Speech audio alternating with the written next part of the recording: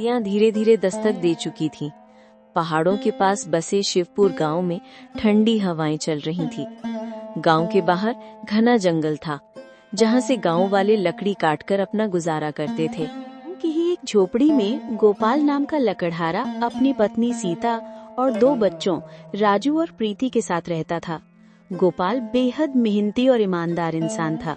गांव में लोग उसे उसके सीधे स्वभाव और मेहनती हाथों के लिए जानते थे, लेकिन गरीबी उसके परिवार पर हमेशा हावी रहती। भगवान, लगता है इस बार ठंड बहुत ज्यादा पड़ेगी। पता नहीं इस बर्फ में मैं लकड़ी काट भी पाऊंगा या नहीं। अरे जी, इतना चिंता क्यों करते हो? भगवान पर भरोसा रखो, वो हमारे लिए कोई रास्ता जरूर निकाल। नवंबर का महीना आया और ठंड ने पूरे गांव को जकड़ लिया। गोपाल के सामने बड़ी समस्या थी। अगर वो लकड़ी काटने जंगल न जाए तो बच्चों के पेट में अनाज कैसे पहुंचेगा? चाहे कितनी भी ठंड क्यों न हो, उसे हर हाल में जाना ही। सुबह गोपाल अपने औजार लेकर जंगल की ओर निकल पड़ा। रास्ते में बर्फीली हवा उसके शरीर को जमा रही थी। जंगल पहुंचते ही उसने कुल्हाड़ी उठाई और लकड़ी काटना शुरू किया।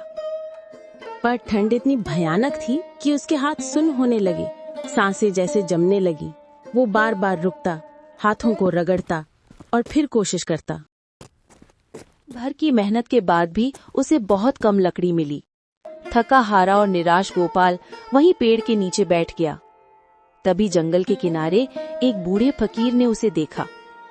बेटा, क्यों इतनी ठंड में अपनी जान खपा रहे हो? जीवन का सबसे बड़ा धन स्वास्थ्य है। सेहत रहेगी तो और रास्ते निकलेंगे। बाबा, मेरी मजबूरी है। अगर मैं लकड़ी नहीं काटूंगा तो मेरे बच्चे भूखे रह जाएंगे। मैं रुक भी नहीं सकता।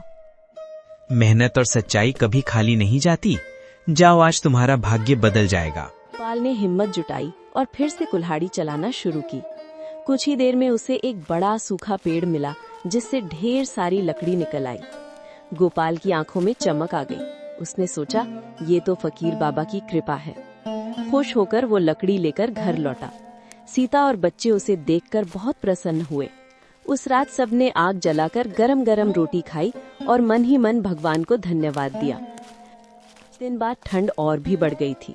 गोपाल रोज जंगले जाता, लेकिन कभी लकड़ी ज्यादा मिलती, कभी बहुत कम। एक दिन रास्ते में उसे एक बूढ़ी औरत मिली जो ठंड से कांप रही थी। बेटा, मेरा घर इस जंगल के दूसरे छोर पर है। बर्फ में चल नहीं पा रही हूँ। क्या तुम मुझे वहाँ तक छोड़ दोगे? गोपाल का मन दुविधा में था। अगर वो औरत की मदद करता तो लकड़ी काटने का समय कम हो जाएगा और शायद वो घर खाली हाथ लौटे। लेकिन उसका दिल इंसानियत से भरा था। उसने तुरंत औरत को सहारा दिया और उसे उसके घर तक छोड़ आया। वापस लौटा तो शाम हो चुकी थी। ठंड और तेज हो गई थी। थका हारा गोपाल उस दिन खाली हाथ घर लौटा। आपने अच्छा किया। भगवान दूसरों की मदद करने वालों को कभी निराश नहीं करते। सुबह ठंड कुछ कम हुई। गोपाल ने हिम्मत जुटाई और फिर जंगल गया। इस बार किस्मत ने उसका साथ दिया। उसे खूब सारी सूखी लकड़ियां मिली। लौटते समय अचानक वही फकीर सामने आया। बेटा, क्या तुम मुझे थोड़ी लकड़ी दे सकते हो? मेरे आश्रम में छोटे छोटे बच्चे ठंड से ठिठुर रहे हैं। गोपाल के सामने बड़ी परीक्षा थी।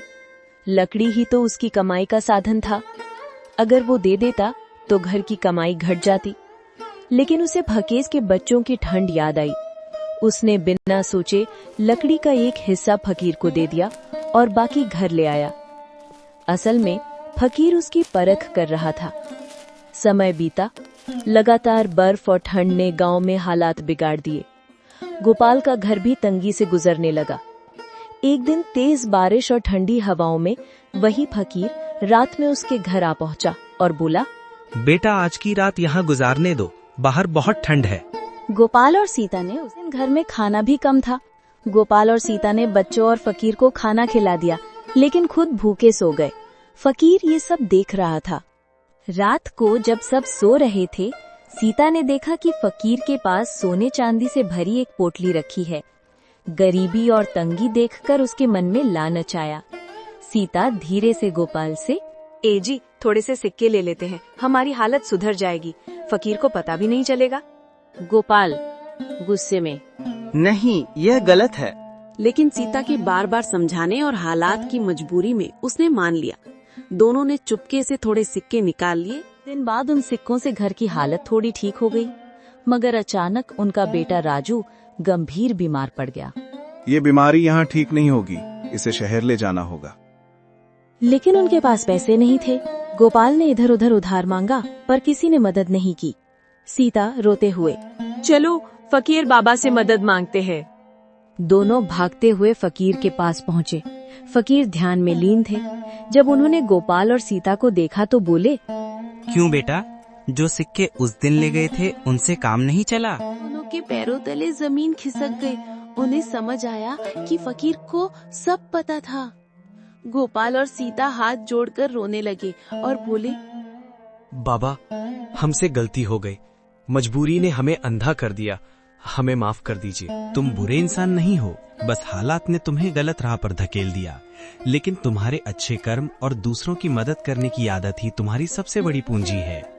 उन्होंने अपनी पोटली से सिक्के निकाले और गोपाल को देते हुए कहा, इसे लो, ये तुम्हें तुम्हारी नेक दिली और मेहनत के इनाम के रूप में मिल रहा है, ना कि चोरी के रूप में। गोपाल और सीता दौड़ते हुए घर पहुँचे और देखा कि उनका बेटा राजू चमत्कारिक रूप से ठीक हो चुका था। दोनों की आंखों से आंसू बहने लगे। अब चाहे कितनी भी बुरी हालत क्यों ना हो, हम कभी गलत रास्ता नहीं अपनाएंगे। उस दिन के बाद से गोपाल ने कड़ी मेहनत और भगवान पर विश्वास के सहारे अपना जीवन आगे बढ़ाया और परिवार के साथ खुशहाल रहने लगा।